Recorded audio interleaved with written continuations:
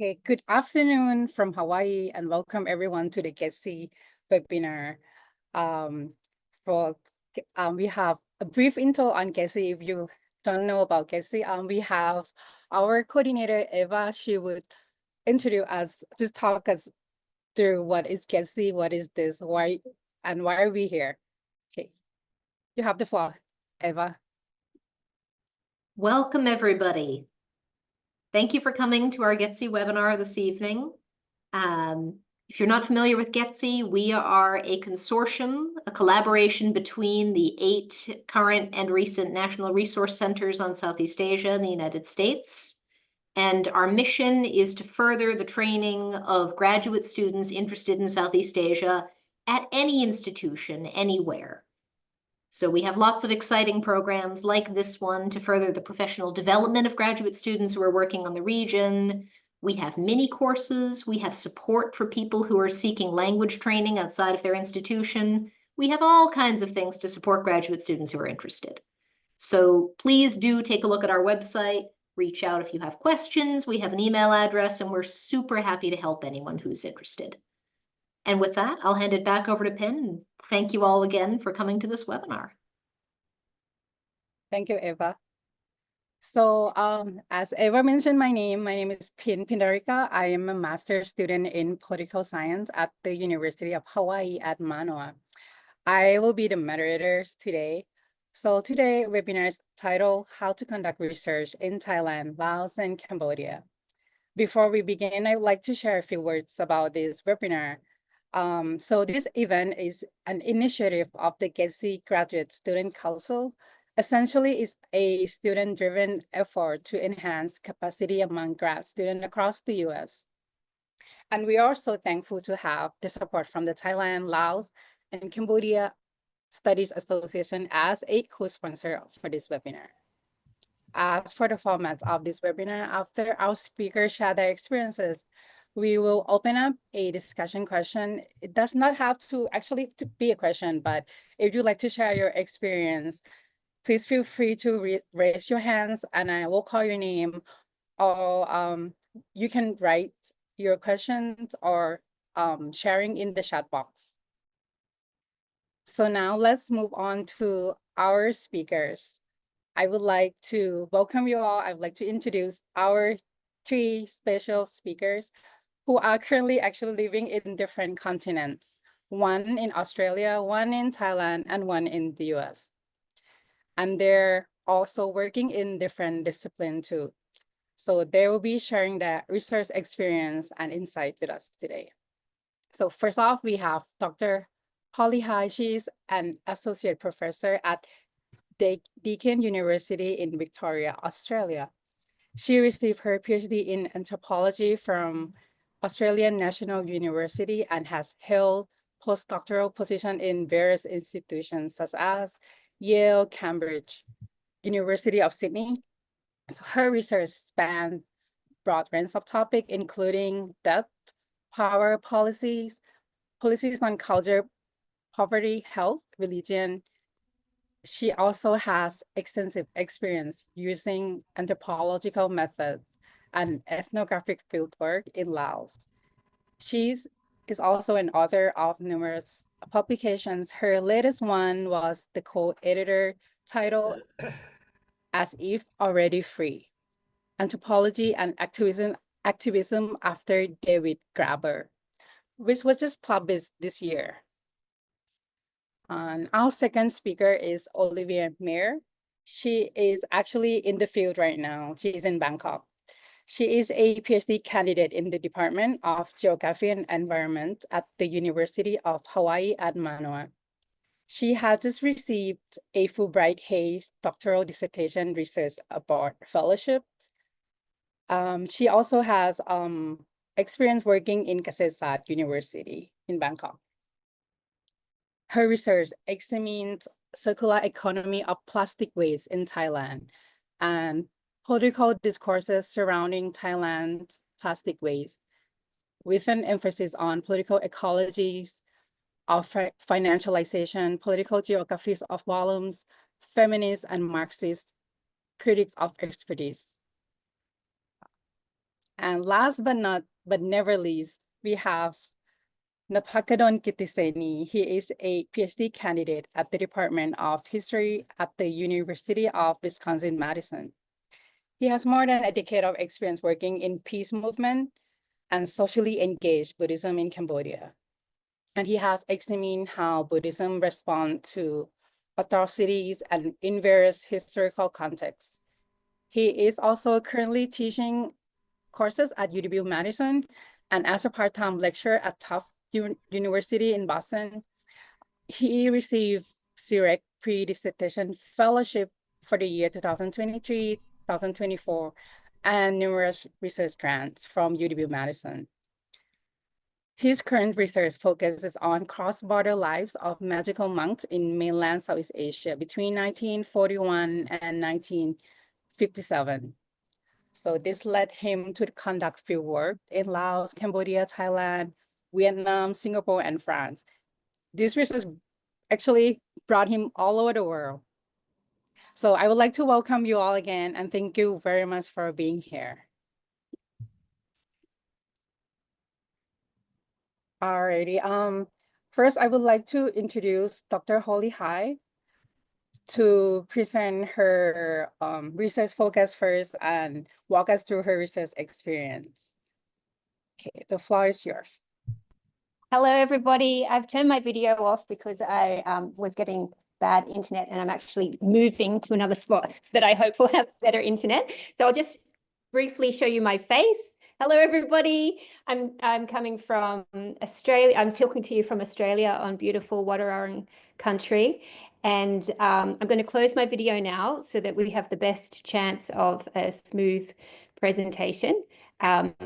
If there is a problem with the sound, and you want to clarify something that I said, feel free to put it in the chat and hopefully we can pick it up either during the presentation or afterwards. So I've been doing field work in Laos since, well, 1999 was the first time I went to Laos and I started thinking about it as a potential field site, and I started my PhD in the year 2000 and started the application process then. So yeah, it's been like 24 or 25 years, I guess. So in that time, I've called this talk The Many Faces of Fieldwork in Laos because I've had a lot of different experiences over that time.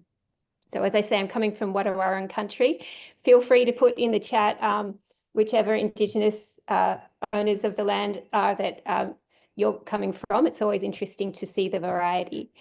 So my first fieldwork was my PhD fieldwork. And for this, I got funding from the Australian government and a Carlisle Greenwell bequest from the University of Sydney. So it was a bit of a shoestring budget, and you know, I muddled through. It wasn't terribly difficult to get funding because here in Australia, it's pretty streamlined. If you get into a PhD program, there is funding usually attached to that. So for permissions, this was a big hurdle. This was, as I said, back in the year 2000. And when I started my fieldwork, like when I told people I was going to do a PhD in Laos, and I'm talking about people here in Australia, people in the university scene, people in Asian studies here in Australia, at that time, Laos had a reputation as a place that you can't really get permission to do fieldwork in. Grant Evans at that time was probably the most recognized anthropologist of Laos in the English-speaking Anglophone scholarship. And he had written in his books that he was never allowed to go into rural Laos by himself, that he always had a minder with him, that his research was sort of monitored very closely by government agencies. So he really made it sound like it was a daring and adventurous thing to do to try and do research in Laos. So when I started asking around with my networks and trying to build networks in Laos, at first I was introduced to a lot of foreigners who were living in Vientiane, and they were all like, oh no, you'll never get research permission. You'll have to attach yourself to an NGO or something. There was a lot of doom naysaying and doom forecasting of my PhD, because I really, I had this Malinowskian idea that I wanted to go off and really immerse myself in a relatively remote area for a sustained period of time. And that was precisely the sort of thing that people were saying was impossible in Laos at the time. So what did I do in this strategy in this time? Like, what was my strategy at that time? Was just to try and, listen, like be polite, listen to everybody's advice, but they were all sort of predicting something about the Lao government and its response. And I thought, as an anthropologist, I have to try and differentiate between what people's opinions of the situation and the facts of the situation, right? So I thought I would give the Lao government a chance to approve my research. And so I approached probably a dozen different ministries in Laos, trying to figure out who had the capacity to grant research permission. And I have this very clear memory of one day I decided to go to the Ministry of Education. I had a purple bicycle and I rode up to the guy who was at the security guard at the front who sort of gives out parking tickets and stuff to people who are coming in. And I had my bicycle. I was like, where can I park my bicycle? And who should I speak to about getting research permission? And he, unlike all the other people I'd spoken to up to that point, he said, oh, you should go to level 2. So I walked up to level 2 and there was this sign on this door saying External Relations Department. And that sounded like where I should go. So I knocked on the door and I met this person who changed my life, whose name was Kampat Petlasi. And he said to me, oh my goodness, you're a PhD student. We've been waiting for someone like you. So it wasn't that Laos did not allow foreign researchers. It was just that they didn't know, or they hadn't built the networks yet to reach out to PhD students. Kampat Petlasi's job was to provide research permission and facilitate researchers in their activities in Laos. He just had no idea where to start because he didn't have those international networks himself. So that was a really fantastic moment. But because I was the first one to go through, it took 12 months for it to go through all the committees and everything. But when I did get my permission, it was this letter from the ministry saying, hi, this is Holly Hai. Please facilitate her research in whatever way you can. And so I was allowed to do fieldwork anywhere, which I was completely unprepared for. I had been told that, as I said earlier, that my research would be heavily monitored and controlled. So then I had this sudden scramble to I thought the government was going to tell me where I had to do my fieldwork or something. So then I had this sudden scramble of narrowing down where I wanted to do my fieldwork. And I visited a few different villages. I picked the South because I felt most of the ethnographic work up till that date had been done in the North. I picked ethnic Lao villages because I didn't want to study minorities at that point. I wanted to get my head around Lao culture. I studied rice farmers because that's so, such the archetypal lifestyle of ethnic Lao. And of course, I ended up in the 4,000 Islands area, which is incredibly beautiful. I toured a few different villages and this one was just right. And so I said I wanted to do my fieldwork there. It wasn't all that easy. The local, even though I had my letter from the centre, from the ministry in Vientiane, the local officials at the district level were quite nervous about having me there, which makes complete sense because there had been border insurgencies across from Thailand, very recently when I was attempting to do fieldwork there. So they were quite nervous about having me in a place that was far from the district, because they were worried that I would be in danger. And if something happened to me, it would be their fault. But I have another clear memory when the district chief in Mong at that time told me I couldn't go to this particular village. I actually cried in his office. I was just like, oh, it's been such a long time and I really want to go there. And then so then he was just like, oh, sure, just go. So I don't know if that's useful to you at all, but, a number of techniques work. In my case, crying, persistence and crying.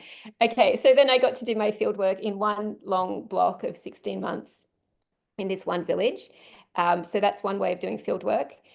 In terms of personal life, you'll see in all of my slides, I've got a reflection on what this meant for my personal life, because it is a big part of doing ethnographic fieldwork because it's so time intensive. And because you are using your personal self in the ethnographic method, you use yourself as your research tool. So it's relevant, you know, for thinking about this. And I have a funny story. Well, I think it's funny looking back that I was actually engaged at the time and I took my partner with me. And, you know, he didn't actually want to be an anthropologist or anything. And he found living in this village extremely difficult. And he only lasted about like 10 days. And then he was like, I'm going home. And also I'm breaking up with you.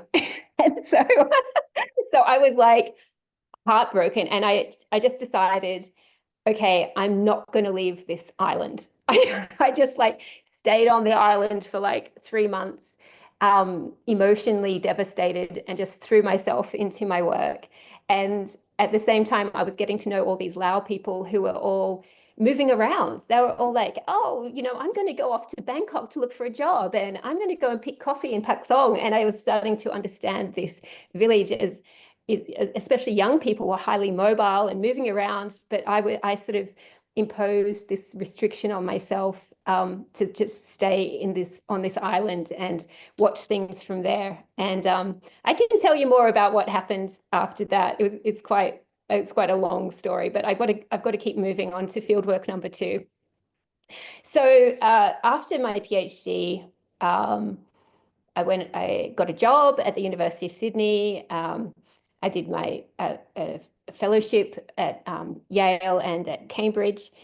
And then I applied for a DECRA, which is a Discovery Early Career Research Award from the Australian government. It's like a postdoc. It was 3 years of funding, but that stretched out for me because I took maternity leave in the middle of it.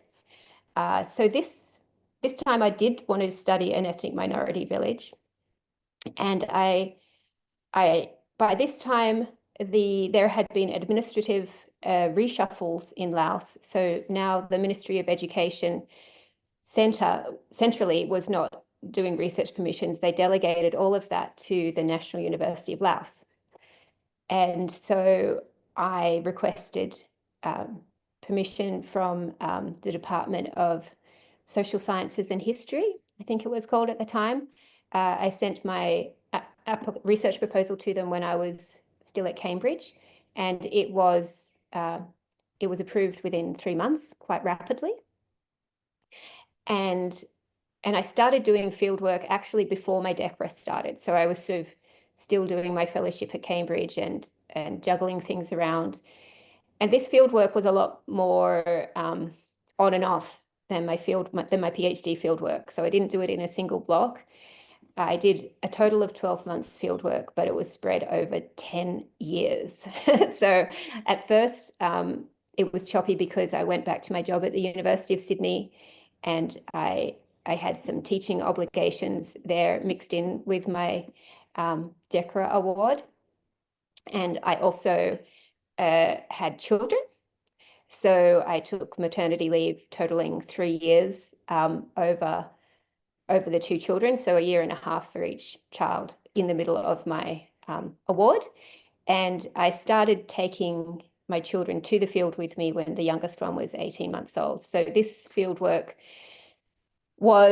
became family fieldwork over time, which has its own unique challenges and considerations, I guess. My third fieldwork took place during COVID, and it was a consultancy. So this was research that was commissioned by the Australian Centre for International Agricultural Research, and they wanted to know why some of the scientific research that they funded had clear policy impacts in Laos in terms of how things are regulated in Laos. And other research that they funded that was equally as good and interesting seemed to have no policy impact at all.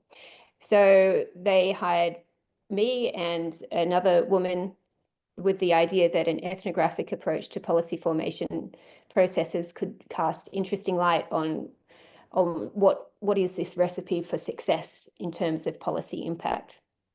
So we started designing this project before the pandemic, and the travel travel bans started pretty close to when we were meant to be doing our field work the idea was that we'd have researchers embedded in Vientiane bureaucracies in offices and be following policy formation processes over time.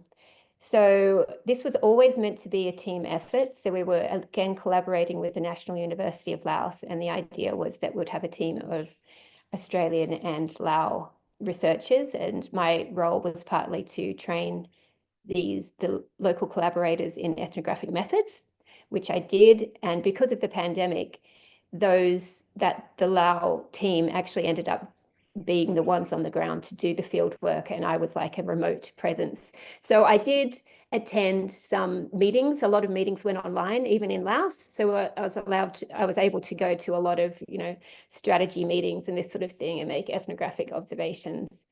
So how was permission arranged this time?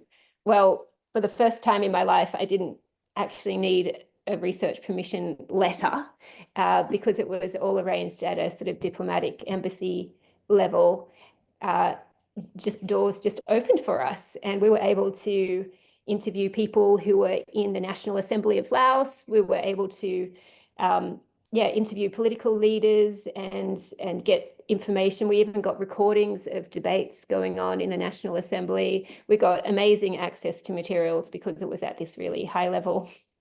And I guess the reflection is it just makes you realize what hard work it is if you're trying to do independent research compared to if you do applied stuff like this. It's like chalk and cheese. And so in terms of my personal life, it was another very difficult period because I was homeschooling my children for much of this project. But otherwise, I have to say online fieldwork was extremely convenient in terms of balancing work and personal life. Okay, fieldwork 4. So this is the project that I'm still doing now. I'm about to go off and do my final bit of fieldwork for this. So this is, again, the Australian Research Council is funding this, and it's called a Future Fellowship. It's a 4-year project. And this time I obtained permission through the University of Health Sciences. So I do have a little background story, again, is like funny/tragic about why I'm not collaborating with the National University of Laos this time.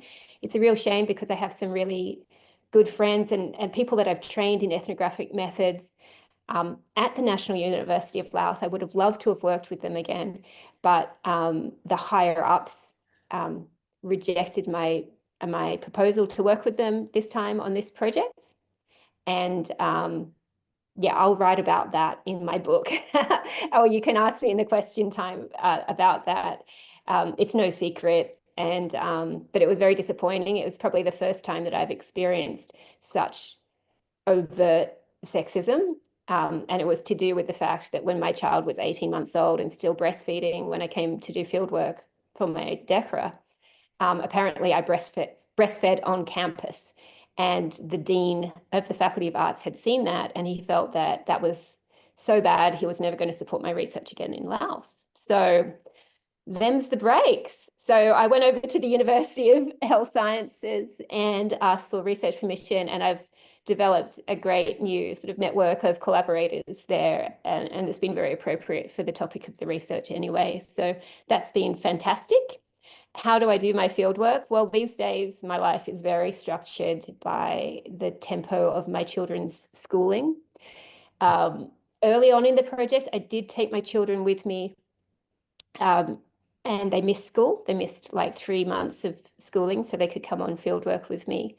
And I had this idea that I would I actually had funding from the Australian Research Council so that to hire a childcare worker who could support them in continuing their research, not their research, their education while I was doing my research. But that was just like such a disaster. Like that didn't work at all. I wasn't able to find anyone who wanted to live in a rural village and teach my children for 3 months, basically, yeah. So anyway, that fell in a heap, and I ended up, my children's schooling sort of fell behind, which was not ideal because of the impact COVID had already had on them. So now I only do fieldwork during the school holidays. So it's very, difficult and not ideal, but that's the way with ethnographic fieldwork, isn't it? You just have to do it in a way that works for you, all things considered. So I hope that's given you some idea of the many different faces that fieldwork can take. I'm going to stop sharing now and mute myself.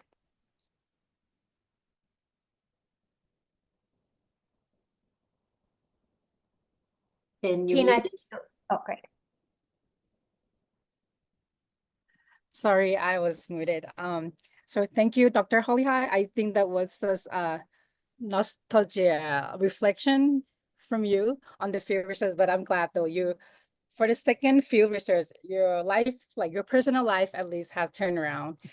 But yeah, I think for further discussion, we can also talk about like how the visa permission, like research permission, has progressed as you mentor students now. Like how has it changed, and how easy it is to get, like what's other requirement, and also the languages. You talk about ethnic minorities and how do we navigate around the language barriers. Yeah, maybe that's will open up for the discussion session. Okay. So next I would like to invite Olivia to share her experience. She's actually freshly in the field right now. All right, the floor is here, Olivia. Thanks, Pin. Okay, I'm going to share screen.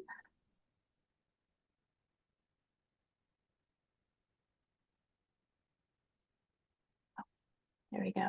Okay, so hi, everyone. Yeah, I think Pin already gave a really good introduction, but yeah, I'm Olivia, and I am about, oh gosh, 9 months into my 12-month dissertation fieldwork in Bangkok, Thailand right now. And yeah, today I'm going to just talk a little bit about my research background and experience in Thailand, logistics of visas and research permissions, some of my experiences conducting the research thus far, and then reflections and challenges. Maybe in 3 months, I would have a more rich analysis since I'm in the middle of things right now. But yeah, I'll share where I'm at the moment. So I am doing primarily an ethnographic study on plastic circular economies, and my project is supported by a Fulbright Hays, which is 12 months. And I also have experience doing my master's research in Thailand as well and pre-dissertation fieldwork. So I've gone through the research permission process a couple of times now. And I can kind of speak to how those processes differed based on the experience I had at that time. So if you have questions about the master's versus PhD, I can speak to that in the Q&A. Oh, okay. And then before the master's, I had worked in Thailand for about 10 or 11 months. So I had experience in Thailand, but I really didn't have the language experience. And when I did my master's research, I was at the University of Kentucky, which was amazing for the political ecology background, but definitely had less support for research in Southeast Asia and language studies as compared to University of Hawaii. So I had to seek out a lot of external mentorship to figure out how to go through all these research procedures and permissions. And then also, I really recommend pre-dissertation fieldwork. I did that in 2022. And for that, the National Research Council of Thailand told me that they don't require an NRCT approval, which could always change. So it's good to keep in touch with them. But that made it a bit easier. I just needed IRB for that, and that gave me the opportunity to talk with local partners and curate the project, as well as kind of preparing me to be more competitive to get grants. And then lastly, in terms of just setting the stage, I think my experience is different compared to what yours will probably be, depending on what country you're from. So I'm from the US. It would be different if you were from Thailand doing research in Thailand. And I'm doing, not super overtly politically sensitive work. So I think the research permissions have been a bit easier for me. And I'm doing more urban as opposed to rural field work. So that also, will be different for every person. Okay. So in terms of preparing for research, I think probably every piece of advice I give for everything is apply as early as possible. It looks better on your grant applications if you can say that you already have IRB approval early on. And it's different at each institution, like at University of Kentucky and University of Hawaii, I found the IRB process different. And in both cases, I was sort of the expert who's supposed to understand, the context for doing research in Thailand. So I think that University of Kentucky knew I needed an NRCT approval document, but I think I'm the one who told University of Hawaii's IRB I would need that. I'm sure they know, but you will have to do the groundwork to understand what you'll need to submit and how to sort of craft your consent procedures that you're proposing. For the National Research Council of Thailand, they ask you to submit your application 90 days before your intended research start date. So for my PhD research, I submitted mine on November 26th, and then it took a month to have them confirm that they received the application, and then another month to get it approved. But all in all, that was just 2 months. But again, the earlier the better. That did slow me down because the Fulbright grant needs to see the NRCT approval before you can get moving on other things. So yeah, I probably should have had all of that prepared a bit earlier in retrospect. And it can just push back your timeline. So yeah, earlier the better. And then another piece of advice I would give is to write your National Research Council of Thailand timeline to be longer than you might expect the research to take. So the Fulbright my Fulbright is for 12 months, but I wrote an additional number of months into my NRCT request because things can get delayed, or you might want to extend and come back on some smaller grants if you have other wrap-up work you need to do. So that's just up to you, but that's what I would recommend. And then I'd also say my understanding is that the NRCT can be a lot more complicated based on your fieldwork proposal. I think Pin mentioned in the chat, yeah, that would be helpful if others can drop in their experiences as well. I know that another student wanted to do work in a national park, and that requires a whole other set of approvals from the government institution, the relevant institution. So look over all of those things, try to talk to people and get feedback. A really minor logistical aspect I wanted to mention. So the NRCT website in the US, when I was trying to access it for my dissertation fieldwork, I just couldn't get the website to work. And I already knew the process because of my master's, so it was fine. But I was like, why is this not working? And then a friend said, oh, use a Thai VPN. And then it worked. So ironically, the foreign research website was not working for me unless I used a Thailand VPN. It could be fixed by now, but yeah, I think that the more people you can connect with who are going through these processes, it will just make your life a lot easier to be able to share tips. And then if you go in person for the NRCT, you have to check in basically the first 7 days of arriving, and you'll have to make a deposit of 10,000 baht.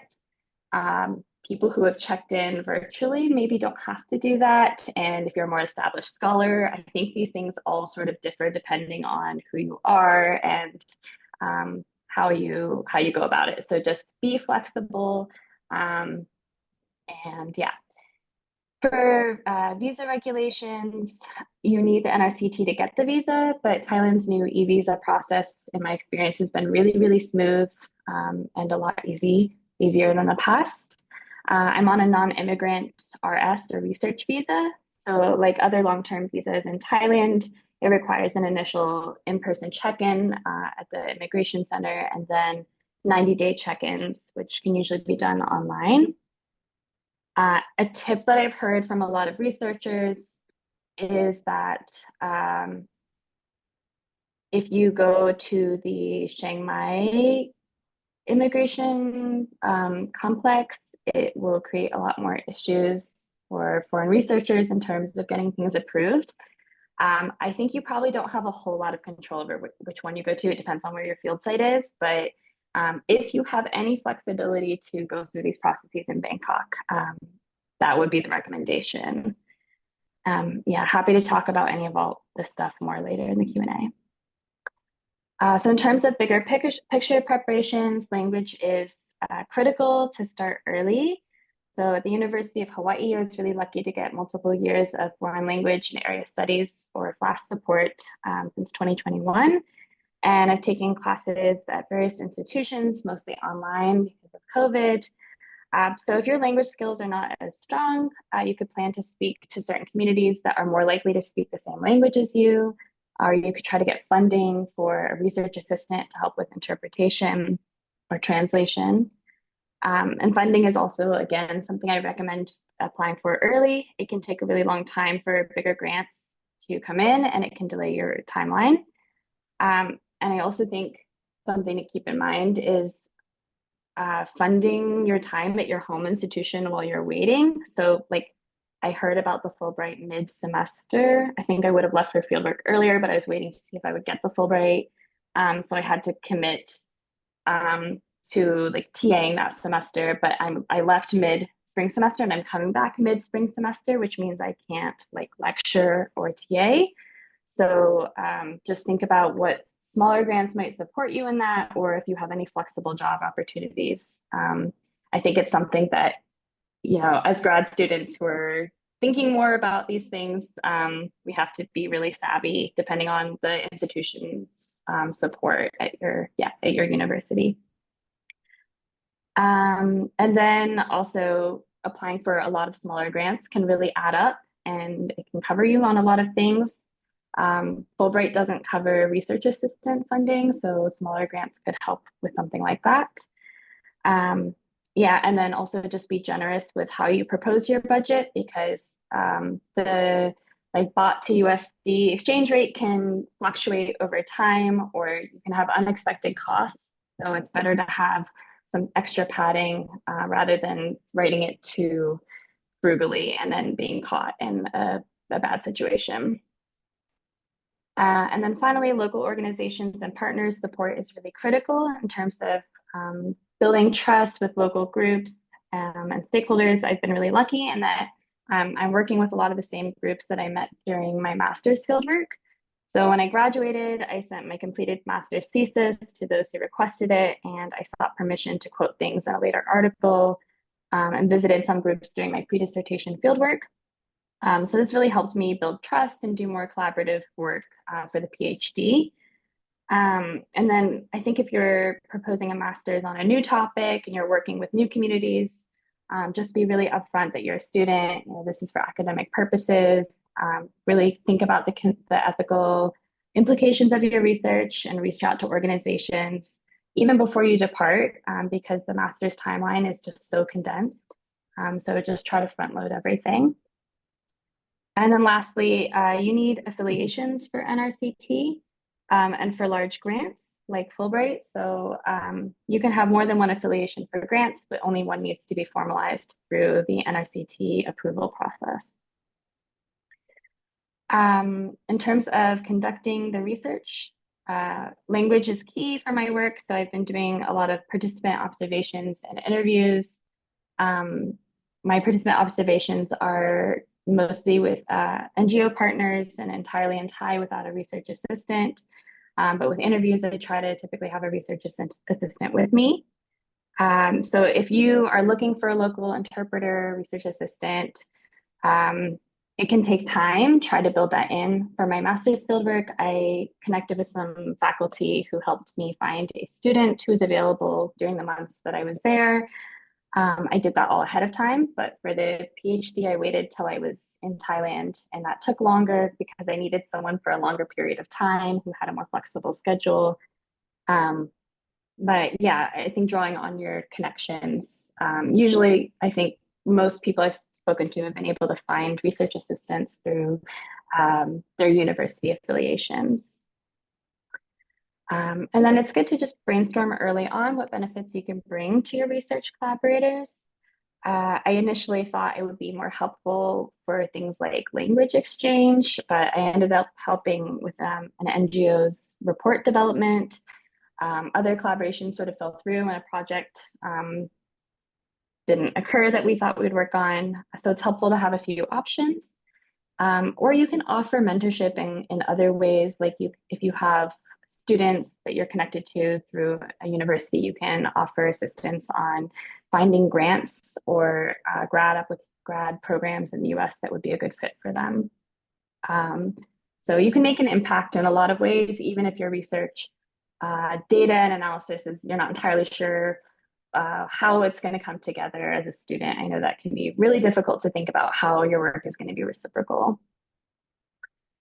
Finally, reflections and challenges. I think that it's really different for each person. I haven't been able to keep up with the chat, but I know like if you're doing, I think people have probably been writing about how their work is different as well from mine.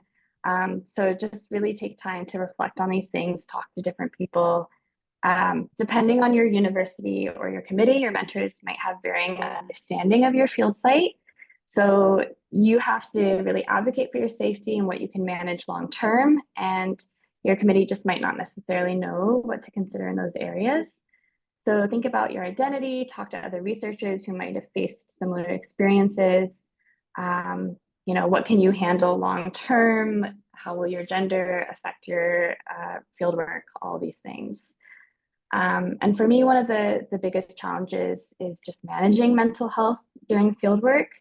I think a lot of us feel like we have to put research first constantly, but there's an unlimited number of things that you could do during fieldwork.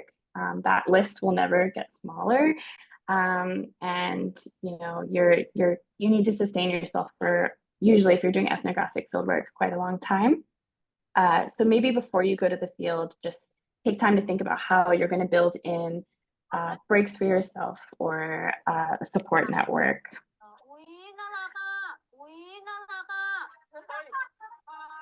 Okay, and then you're also probably going to face research delays. Your research collaborators could be on a different timeline than you, and that is normal. So it could take time to get settled in and connect with folks. And you have other obligations outside of your fieldwork, your field. You have writing deadlines, you have maybe relationships, which Dr. Holly talked about, and all of that is still part of your identity as a researcher. So yeah, I think for me, what's been the most helpful is just really trying to connect with other researchers who are doing research in Thailand at the same time or who just completed it, and also researchers doing research in Southeast Asia at the same time. I think that that's really created a strong support network for me. I don't know how I am on time, but I think finally, just another challenge I can think of is that as a geographer, sometimes it's hard to articulate what we do. It's not as well understood of a discipline. Sometimes especially during my master's, I had so much trouble articulating to people what my project was about. And I think that that's really normal. I just want to validate that for students who are just starting out. And this, it can be compounded when your research affiliation maybe has different methodological expectations, or you're just coming from different backgrounds. So just try to think through what answers you're going to give to people ahead of time, and try to really make that clear. Do as much front loading of the conversations and all that ahead of time, just so you feel a little bit more secure in your project. and build your project around the relationships that you have, the ones that are the strongest, and that and I think that will really help. Okay, I think that's everything. I hope this was helpful, but happy to answer more questions later. Thank you, Olivia. I didn't know like you prepare so well. It was such a well-structured preparation before you go in the field. And I think you cover a lot of like little details, like for example, like exchange rates, how you have to take that into account, you know, when you propose your budget for fundings, and also you address about participant observation that's in methodologies. I think that's very important, and how your partner act. Like I would like to, my personal curiosity, like maybe we can talk into our during our discussion, when you're around, do they act like differently, or like how do you navigate yourself like being in the community? And also I think we also haven't really talked about gender and how your gender impact your field work, like affect your field work, and especially I think with for Dr. Hawai'i, it's such a remote area. How does it work, or even in urban setting, how is it different? Okay, and I think we can talk about that later. I just want to remind everyone, just please make sure you stay muted. But don't be like me. I need to speak, but I was just muted. All right. So we have the last speaker, Napakadol, or you can call him Ik. So to make it easier, you can address him as Ik. All right.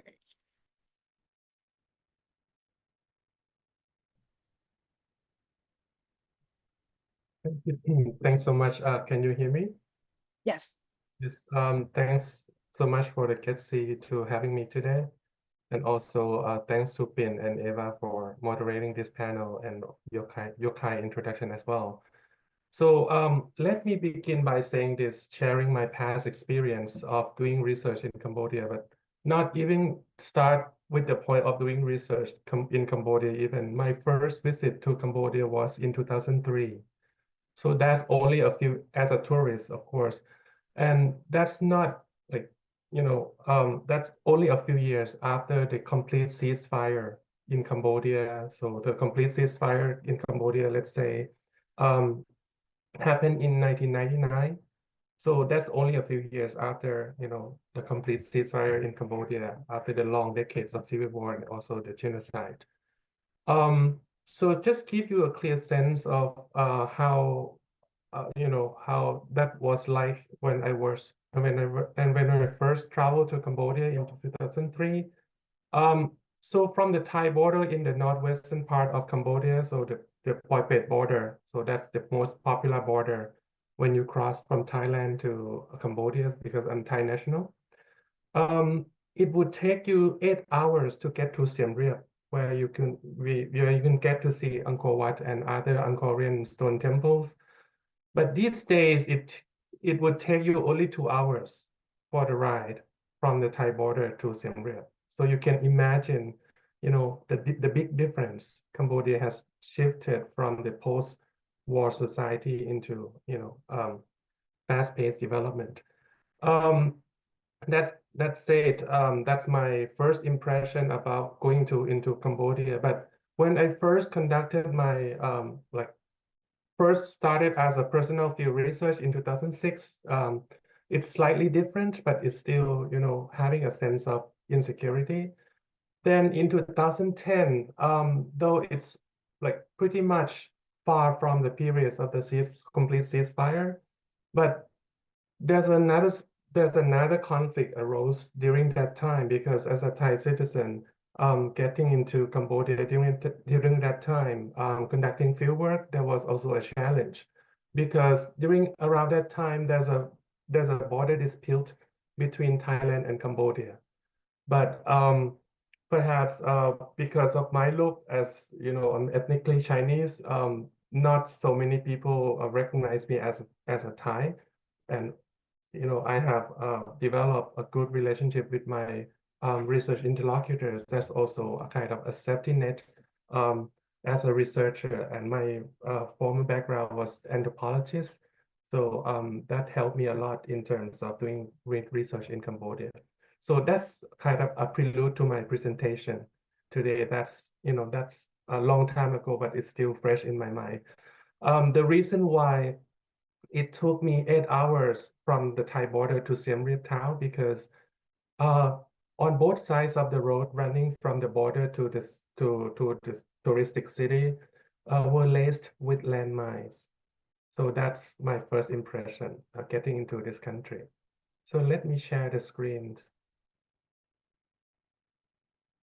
Okay, so I try to cover these topics as much as possible, given the time allows. So there's things to know and to note here, and some of the examples I'm putting up will be kind of covering all some of these topics.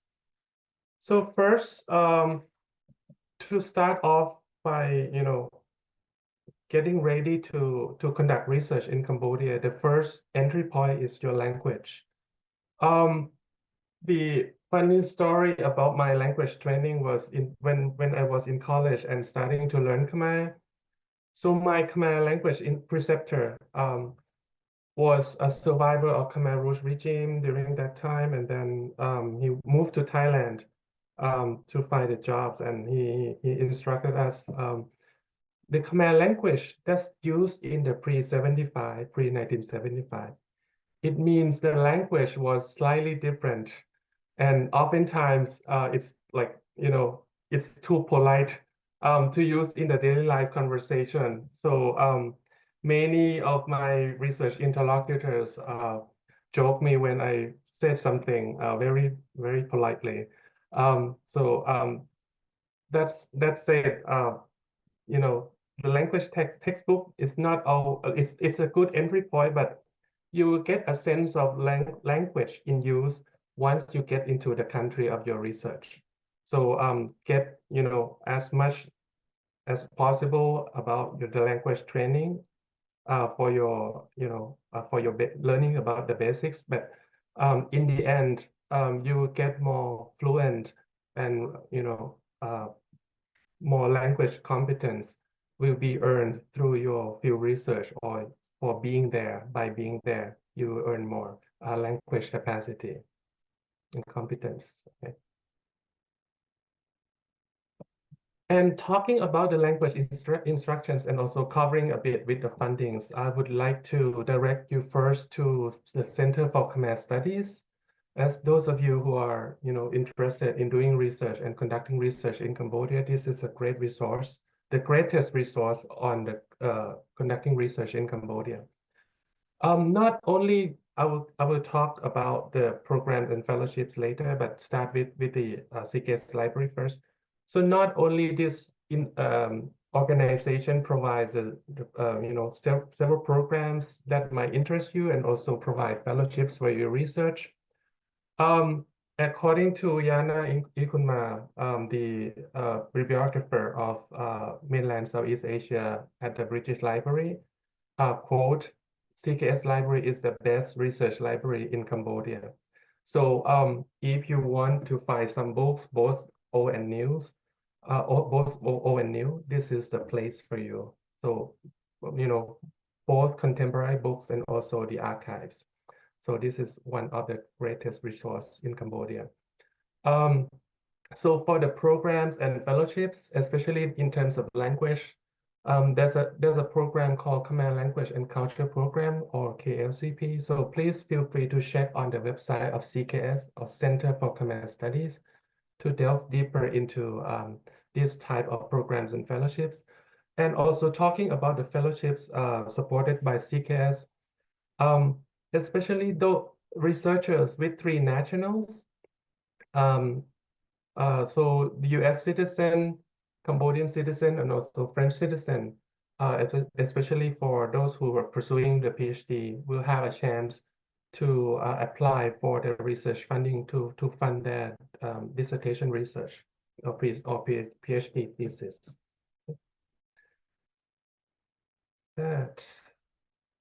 Another language training that I would recommend is SIASI, or the Southeast Asian Studies Summer Institute. So you can find your time in summer. And I guess this year, most languages will be taught online.